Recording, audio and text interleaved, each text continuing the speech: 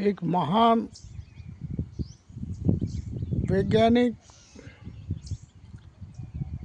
समाज में बड़े काम करने वाले और शिक्षाविद सोनम वांगचुक भूख हड़ताल पर बैठे। भूख हड़ताल भी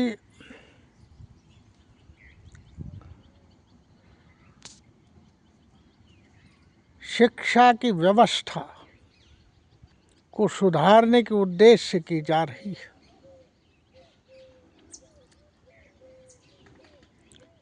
परंतु इस भूख हड़ताल से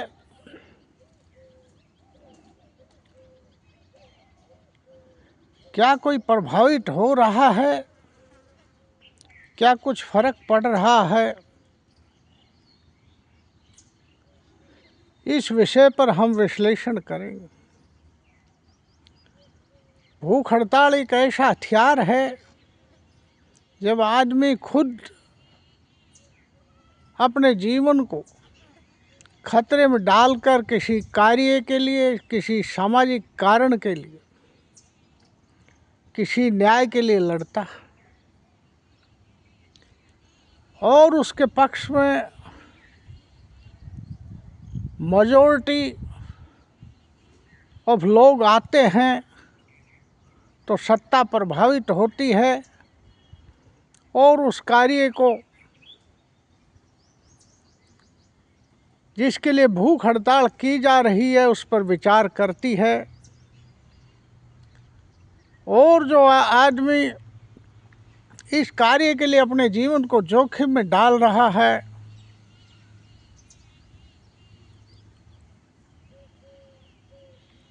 उसको प्रभावित करके उसको बचाया जाता है। ये महात्मा गांधी का एक बड़ा हथियार था। महात्मा गांधी अहिंसा के पुजारी थे और उनके लिए किसी भी प्रकार की हिंसा मान्य नहीं थी। चाहे वो धर्म के आधार पर हिंसा हो, चाहे जाति के आधार पर हिंसा हो, यहाँ तक कि जो शोषणकारी और शोषक समाज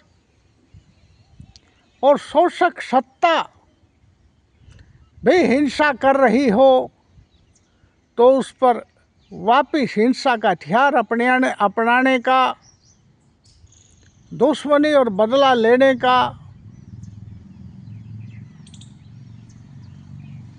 कोई टूल नहीं था। केवल एक ही टूल था, एक ही हथियार था, वो था अहिंसक सत्याग्रह। और सत्याग्रह में उनका खुद का जीवन जोखिम डालने की भी व्यवस्था थी। सत्याग्रह का मतलब सत्य के लिए आग्रह करना।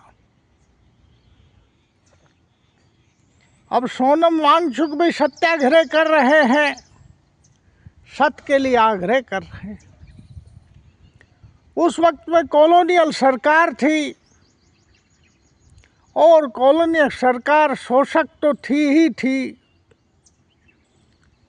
परंतु हिंसक भी थी। परंतु उस वक्त उस कॉलोनियल सरकार के कुछ मानवीय चेहरे भी थे।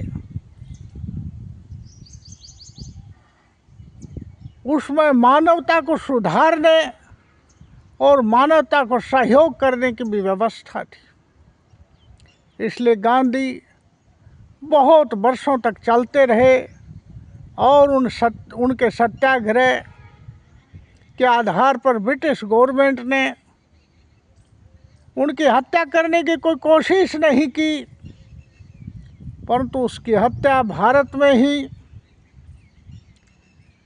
भारतीय संस्कृति में पले बढ़े और भारत में एक विशेष विचारधारा को मानने वाले व्यक्ति या खड़ी करने वाले व्यक्ति ने हत्या कर दी। तो आप ये बात मानिए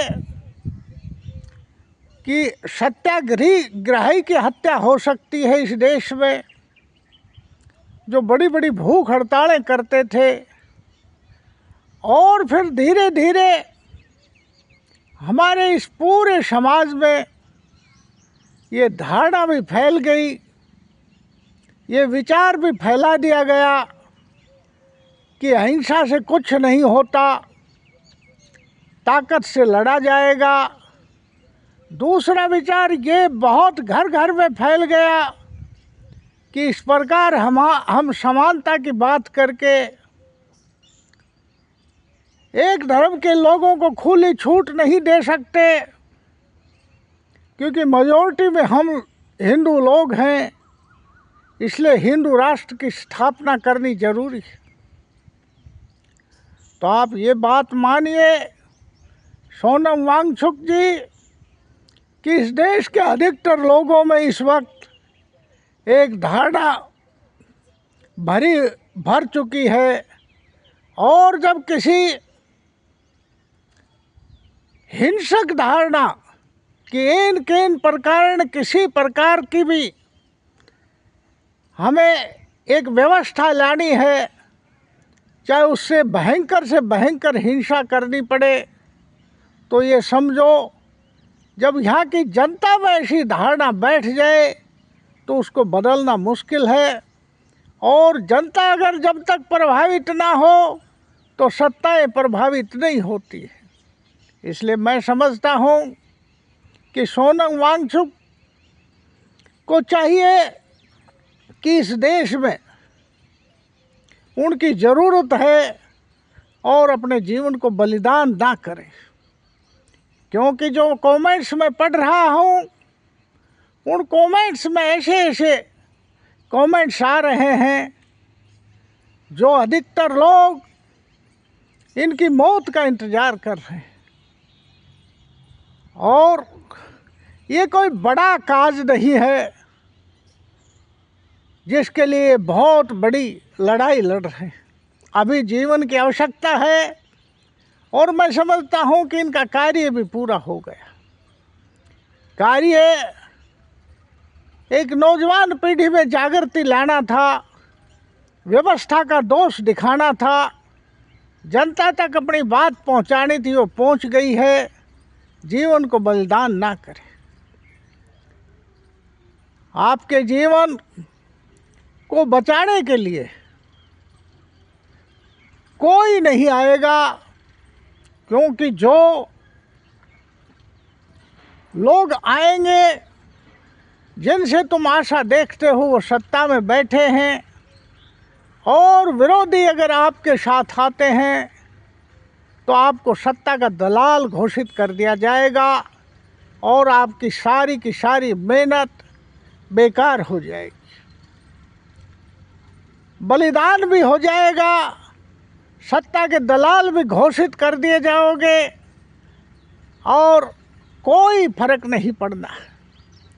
क्योंकि मेजॉरिटी लोगों से जब मैं बात करता हूँ, जवानों से भी बात करता हूँ, तो वो इस बात से प्रभावित है, जो फासिस्ट सोच है, धर्म की सोच है, उससे प्रभावित हो चुके हैं। उनमें जागृति लाने के लिए छोटा आपका प्रयास सही है, सत्य को उजागर करने के लिए आपका प्रयास सही है, पर सत्य को उजागर करते करते अपने जीवन को बलिदान कर देना सही प्रयास नहीं है। इसलिए मैं आपसे गुजारिश करता हूँ कि आप जो अहिंसक सत्याग्रह जो कर रहे हो, इसके छुपे में आप अपने ऊपर हिंसा कर रहे हो, खुद को मार रहे हो। ये भी अच्छा काम नहीं है, पापाचार है। और लाखों लोगों को जो आप लाभ दे सकते थे शिक्षा में, अगर आपकी बलिदानी हो जाएगी, आप मर जाओगे, तो उस लाभ से वंचित हो जाएंगे। मैं आपसे अपील करता हूँ कि आप ये जिद छोड़ दीजिए और इस देश के भले के लिए इस राष्ट्र के भले के लिए अपने जीवन को बचाइए। थैंक्स, धन्यवाद। Banwarilal Yadav, YouTube channel flow of thoughts.